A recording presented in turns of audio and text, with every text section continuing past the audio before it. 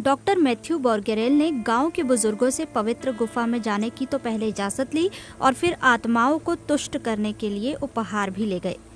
उन्होंने मास्क और 3 लेयर वाले दस्ताने पहने और गुफा के अंधेरे में नीचे रस्सी वाली सीढ़ी के सहारे उतरते चले गए। वहां हर कहीं चमगादड़ों की तीखी गंध पसरी हुई थी। चमगादड़ों का मलमूत्र वहां फर्श पर परत की तरह पड़ा हुआ था। कभी कभी कोई चमगादड़ उड़ता हुआ बगल से गुजर रहा था। जिम्बाब्वे के इस हिस्से में लोग चमगादड़ों को पंखों वाला ड्रैगन, उड़ने वाला चूहा या फिर बुराई के प्रतीक के तौर पर देखते हैं। दुनिया के किसी भी दूसरे हिस्से की तरह यहाँ पर भी इस उड़ने वाले स्तनपायी जीव को लेकर कई तरह की भ्रांतियां हैं, लेकिन इकोलॉजिस्ट डॉक्टर मैथ्यू के लिए ये एक खूबसूरत और अद्भुत जीव है।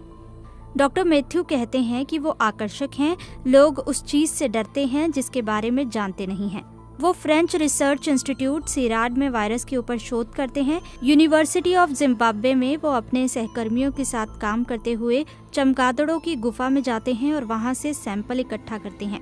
लैब में वैज्ञानिक उस सैंपल को लाकर चमगादड़ से जुड़े वायरसों का अध्ययन करते हैं। वैज्ञानिकों ने अब तक एक ही परिवार के कई अलग अलग कोरोना वायरस की खोज की है, मसलन सार्स और कोविड-19 जैसे वायरस। ये शोध दुनिया भर में चलने वाली उस खोज का हिस्सा है जो चमगादड़ से फैलने वाले वायरस के आनुवांशिक बनावट और उनकी विविधता को पता लगाने के लिए हो रही है, ताकि एहतियात के तौर पर समय रहते उस पर तत्काल कोई कदम उठाया जा सके।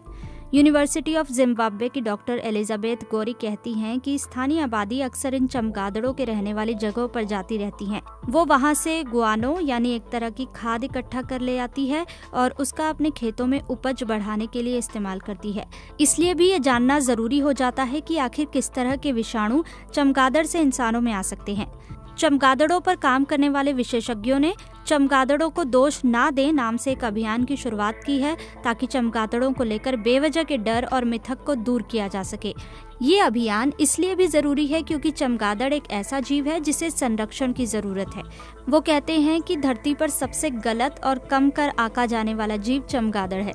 चमगादड़ लंबे समय से सांस्कृतिक और सामाजिक तौर पर पूर्वाग्रह का शिकार रहे हैं। उन्हें इंसानों के ऊपर आने वाले संकट के लिए जिम्मेवार समझा जाता है। कोरोना के दौर में चमगादड़ों से जुड़े डर और मिथक बढ़ गए हैं। चमगादड़ अकेला ऐसा स्तनपायी जीव है जो उड़ सकता है। कीड़े खाने वाले चमगादड़ हर साल कीड़ों से फसल को बचाकर अमेरिकी किसानों के 3.7 बिलियन अमेरिकी डॉलर का फायदा करते हैं। पेड़ पौधों की 500 से ज्यादा प्रजातियां परागण के लिए चमगादड़ों पर निर्भर हैं। जलवायु परिवर्तन, शिकार और दूसरे दबावों को लेकर चमगादड़ अप्रत्याशित खतरे का सामना कर रहे हैं। दुनिया भर में वायरस की वजह से जो कहर बरपा है उससे इनकार नहीं किया जा सकता।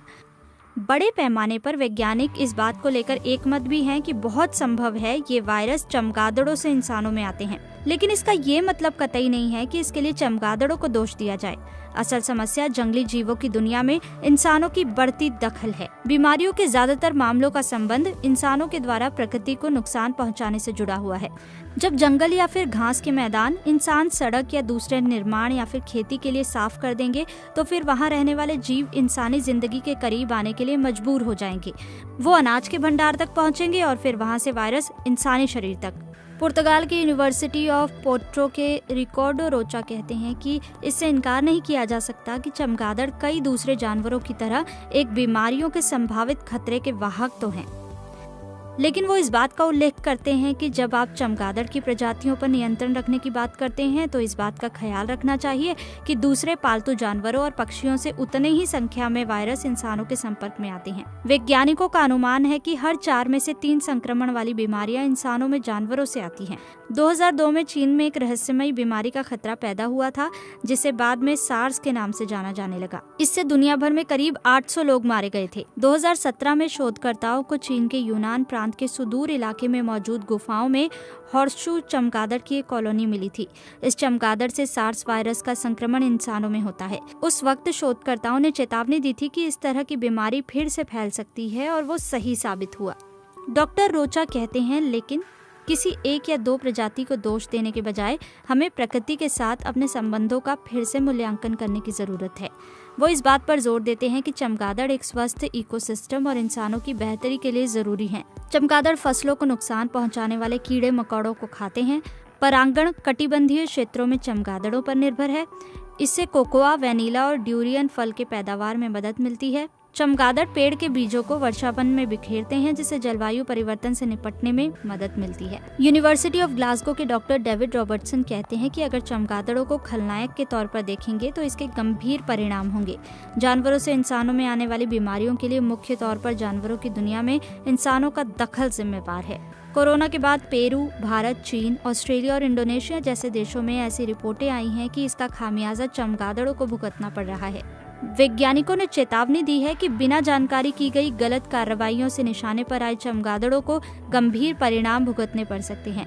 इससे बीमारी के और फैलने का भी जोखिम है। यूनिवर्सिटी ऑफ कैम्ब्रिज के डगलस मैकफेरलन का कहना है कि सबसे बड़ी चिंता ये है कि कई चमगादड़ों की प्रजातियां विलुप्त प्राय हैं, तो इन्हें किसी भी तरह की गलत कार्रवाई गंभीर नुकसान पहुंचा सकती है। इसका मानव प्रजाति पर भी बुरा प्रभाव पड़ेगा। चमगादड़ सदियों से इंसानों के साथ सहअस्तित्व में रहते आए हैं, इससे दोनों को लाभ मिलता है।